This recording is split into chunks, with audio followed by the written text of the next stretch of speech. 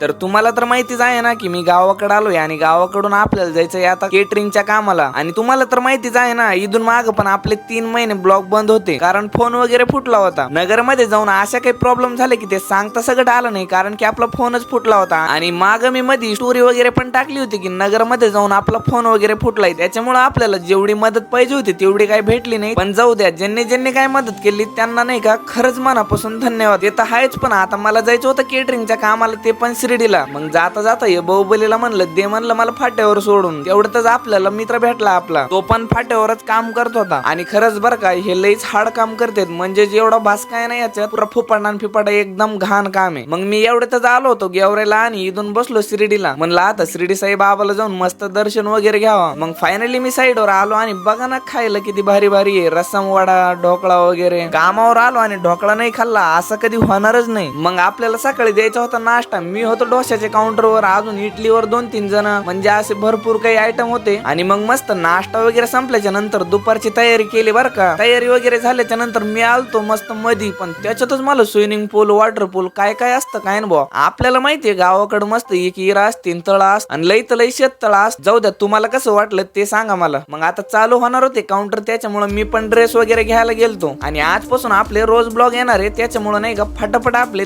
30K complete करून टाका.